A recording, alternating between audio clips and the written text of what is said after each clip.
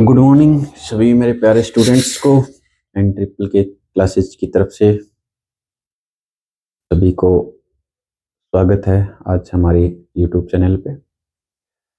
आज हम क्या करने जा रहे हैं, पिछला हमने किया था वृत्त की जो 10.1 है इस चैप्टर का, वृत्त का 10.1 एक्सरसाइज करी थी बिल्कुल ही आसान भाषा में। आज हम 10.2 करेंगे। तो जैसे कि सबसे पहले मैं जो बात कहता हूँ कि जो भी मेरे चैनल पे नए हैं वो सब्सक्राइब ज़रूर करें। और अब हम स्टार्ट करते हैं 10.2 के पहले सवाल से। पहले सवाल से करते हैं हम स्टार्ट। पहले सवाल में क्या कहता है कि एक बिंदु Q से एक वृत्त पर स्पर्शरेखा की लंबाई 24 सेंटीमीटर है तथा Q के केंद्र से दूरी 25 सेंटीमीटर है। डायग्राम बना लो। ठीक है, वैसे तो MCQ है ये, मल्टीपल चॉइस क्वेश्चन में से आप इसमें से कोई विकल्प पे निशान लगाओगे, लेकिन सवाल थोड़ा सा लेंथी है। ठीक है, तो आपको इस तरह के सवाल भी करने हैं। क्या कहता है कि एक बिंदु Q से एक वृत्त पर स्पर्शरेखा की लंबाई 24 सेंटीमीटर है। एक बिंदु Q से, मान लेते हैं ये बिंदु Q है, इस पर जो स्पर्शरेखा की जो लंबाई है वो कितनी है, 24 सेंटीमीटर है। तथा Q की केंद्र से दूरी, ये Q है ये केंद्र है, Q के केंद्र से दूरी कितनी है, 25 सेंटीमीटर, ये 25 सेंटीमीटर है। वृत्त की त्रिज्या है, इसमें वृत्त की त्रिज्या कितनी है ये फाइंड करनी है हमें।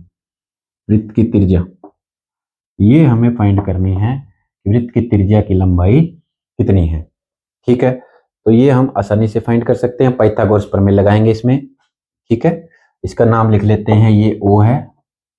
ठीक है, और ये है क्या बिंदु है, बिंदु Q से, इसका नाम P लिख लेते हैं। ठीक है, PQO।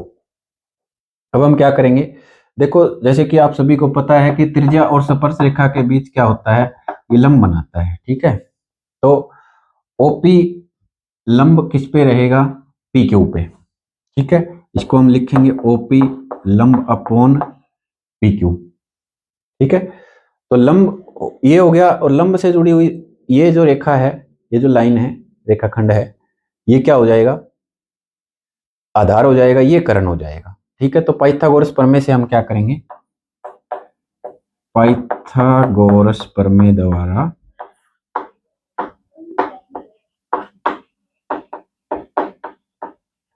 क्या करेंगे, निकालना क्या है हमें, OP निकालना है।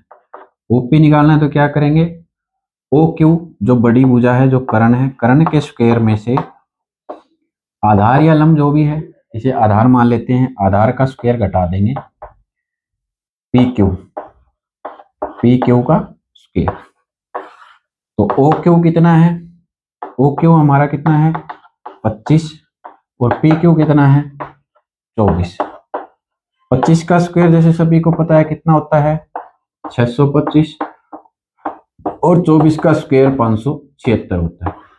अब 625 में से 576 घटाएंगे तो कितना बचेगा, 15 में से 6 गया 9, और यहाँ बच गया 1, 11 में से 7 गया 4, तो 49।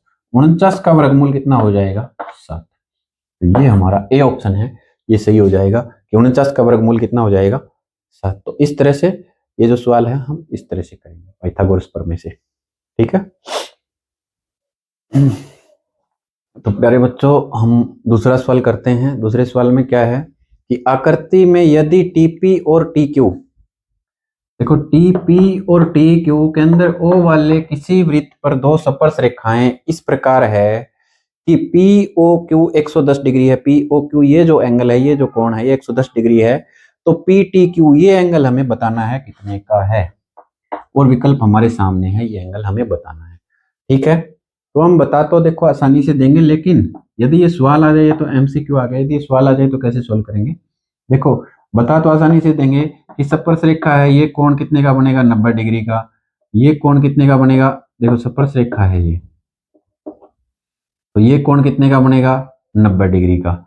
तो 110, 90 और 90 टोटल, देखो उसमें क्या कहते हैं, चतुर्भुज में चारों कोणों का योग कितना होता है 360 डिग्री होता है। ये 90, ये 90, ये 110, तो 360 में से ये घटा देंगे तो ये हमारा बच जाएगा। 180 और 110 कितने हो गए? 180, क्योंकि 90 90 के 2, 180 और 110, 0 8 1 9 1 1 2, 290। 360 में से 290 घटा देंगे तो 0 16 में से 9 गया 7 और 2 में से 2 0। तो ये हमारा ऑप्शन क्या है? बी इसका आंसर आ जाएगा। लेकिन इसको प्रोसेस कैसे करेंगे, इसको लिखेंगे कैसे? यदि सवाल के रूप में आ जाए तो, 1 या 2 नंबर का सवाल आ जाए तो कैसे करेंगे? तो हम करेंगे कि हम लिखेंगे कि ओपी लंब अपॉन पीटी, ओपी लंब है पीटी पर, तथा ओ क्यू लंब है किस पर? क्यूटी पर। ओ क्यू लंब किस पर है? क्यूटी पर। लंब का मतलब 90 डिग्री का कोण, सभी को क्लियर ही है ये बात। तो लंब किसे कहते हैं? ये लंब का निशान होता है, इसको ऐसे लगाते हैं हम लंब के निशान को, ये इस पर लंब है और ये इस पर लंब है। मतलब सीधी सी बात ये क्लियर करने के लिए कि ये 90 डिग्री के कोण है, इसलिए हमने लिखा कि ये लंब इस पर है, ये लंब इस पर है। जबकि हमारे पास क्या है? पी ओ और क्यू कोण है 110 डिग्री का, ठीक है। तथा हम जानते हैं, हम क्या जानते हैं? हम जानते हैं कि पी ओ क्यू टी एक चतुर्भुज है, ठीक है। चतुर्भुज है जिसके चारों कोणों का योग 360 डिग्री होता है। इसका चतुर्भुज का चारों कोणों का योग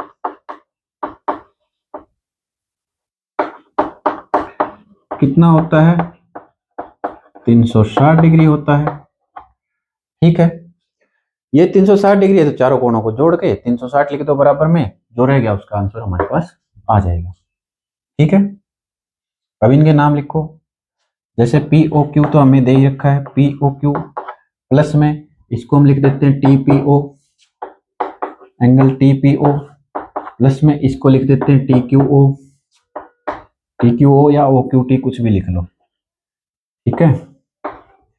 और फिर ये एंगल हो गया हमारा P T Q, P T Q निकालना था हमें, प्लस में पी टी क्यू। इन चारों कोणों का योग कितना हो गया?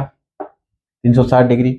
ये 360 डिग्री हो गया तो क्या है? पी क्यू ओ 110, ये लंब था 90 डिग्री, ये लंब था 90 डिग्री, प्लस में ये निकालना है हमें पी टी क्यू बराबर 360।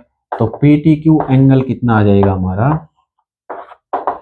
360 माइनस 110 माइनस 90 और माइनस 90, तो कितना आ गया? 70 डिग्री, ठीक है। इस तरह से हमारा ये सवाल कंप्लीट हो जाएगा, ठीक है। ऐसे कर सकते हो। तीसरा सवाल देखते हैं। तीसरा सवाल कुछ कारणों से इंपॉर्टेंट भी बनता है। देखो सही विकल्प चुनेंगे, इसमें क्या होगा, ठीक है। यदि एक बिंदु P से केंद्र O वाले किसी वृत्त पर, मान लो एक बिंदु P है, इससे केंद्र O वाले किसी वृत्त पर दो स्पर्श रेखाएं हम खींचते हैं। कितनी स्पर्श रेखाएं खींचते हैं? दो स्पर्श रेखाएं खींचते हैं।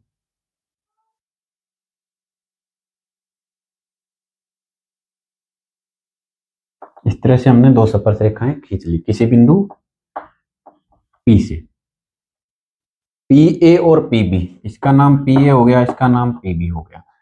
परस्पर 80 डिग्री के कोण पे झुकी हुई है। ये कितने डिग्री का कोण बनाती है? 80 डिग्री का कोण बनाती है। इस पर झुकी हुई है, 80 डिग्री के कोण पे झुकी हुई हो, तो पी ओ ए बराबर है, ये ओ बिंदु है, हमें बताना है पी ए ओ। मान लो ये ओ बिंदु है, पी सॉरी क्या है? पी ओ ए, पी ओ ए, ये एंगल हमें बताना है कितने का है, ये एंगल हमें फाइंड करना है। देखो पिछला सवाल जैसे हमने दूसरा सवाल किया था, चतुर्भुज है ये, चतुर्भुज में चारों कोणों का योग कितना होता है? 360 डिग्री। ये लंब है, ये 90 डिग्री है, ये भी 90 90 90 और 80 कितने हो गए? देखो 90 90 180 और 80, 0 8 8 16 1 1 2, 360 में से 260 घटाएंगे, आ गया हमारा 100। लेकिन हमें ये कोण तो पूरा तो कितने का आ गया, पूरा कोण हमारा आ गया 100 का, आधा कोण कितने का आएगा 50 का, लेकिन हमें बराबर करना पड़ेगा, 50 का क्यों आएगा।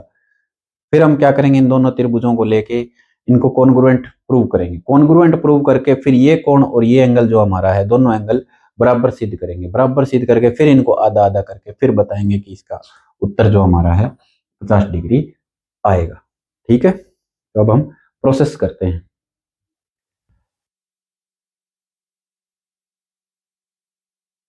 प्रोसेस कैसे करोगे, वही करना है। ओ ए लंब किस पर है, पी ए पर, तथा ओ बी लंब किस पर है, पी बी पर। ठीक है, ये हो गया। इसके बाद हमारा ए पी, कोण A P b, angle a P b बराबर कितना है 80 डिग्री। ठीक है, फिर लिखेंगे हम जानते हैं कि चतुर्भुज के चारों कोणों का योग कितना होता है, हम जानते हैं कि चतुर्भुज के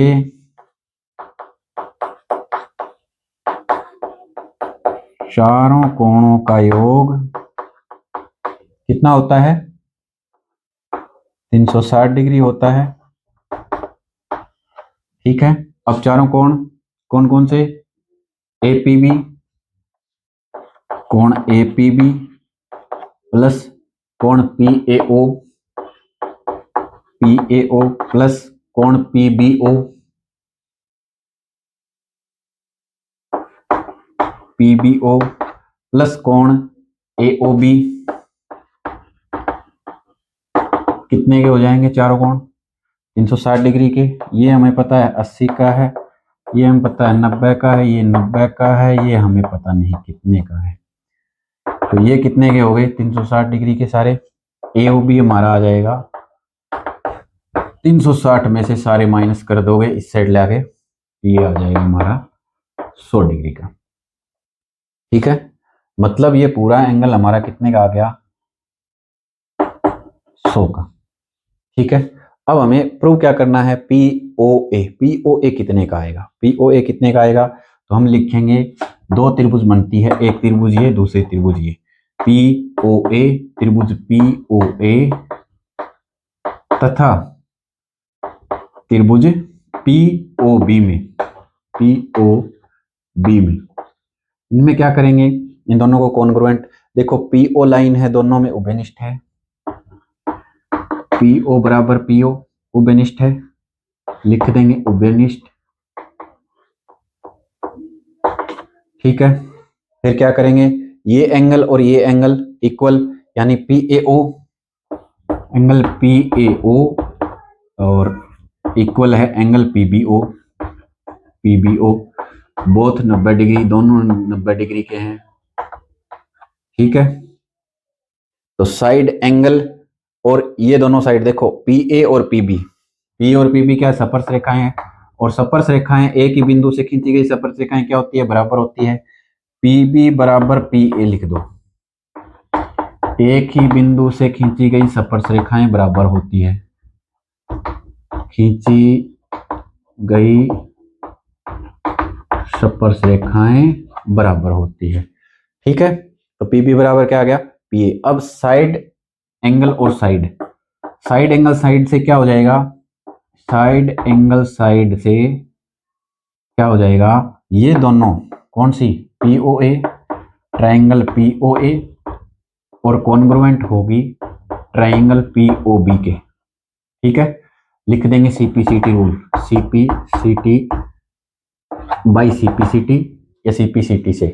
ठीक है, अब क्या होगा कि ये एंगल यानी कि पी ओ ए, तो एंगल पी ओ ए और एंगल पी ओ बी ये भी बराबर होंगे, एंगल पी ओ बी ये भी बराबर होंगे। ठीक है, जबकि पूरा ए ओ बी कितने का है 100 डिग्री का, ए ओ बी, या हम इसको यहां लिख लेते हैं कि एंगल ए ओ बी कितने का है 100 डिग्री का, ठीक है।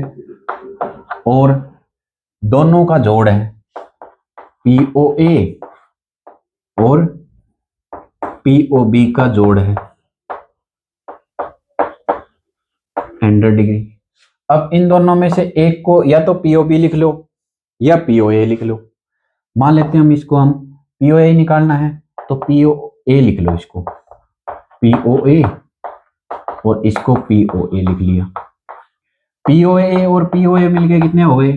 2 POA। एक POA मिलके कितने हो गए? ये हो गए 2 POA बराबर कितना आ गया? 100 डिग्री। अब POA बराबर कितना आ जाएगा? 100 बटे में 2, 2 बटे में चला जाएगा तो कितना आ गया? 50 डिग्री। ये हमारा विकल्प हो जाएगा 50 डिग्री, ठीक है। हमें POA फाइंड करना था तो ये इतना बड़ा हमें ये लिखना पड़ेगा, ठीक है। एक चीज ध्यान रखना, इन सवालों में आप जितना लिख के देखोगे, जितना आप लिख के करोगे इन सवालों को, उतना ही आपके याद रहेंगे, ठीक है। रिपीट करो लिखना। एक बार लिख लिया, नहीं याद हुआ, दूसरी बार बिना देखे लिखो, तीसरी बार फिर देख के लिखो, फिर बिना देखे लिखो, तो आपको ऑटोमेटिकली इसी के अंदर से आपको नई नई चीजें निकल के याद होने लग जाएगी कि अब ये पॉइंट लिखा था, ये पॉइंट लिखा था, और समझ में भी आ जाएगा कि कैसे करना है, ठीक है। तो थैंक यू सभी को, सब्सक्राइब करते रहिए, चैनल पर बने रहिए और बिना स्किप करे देखिए चैनल को, देखो, ठीक है। Thank you.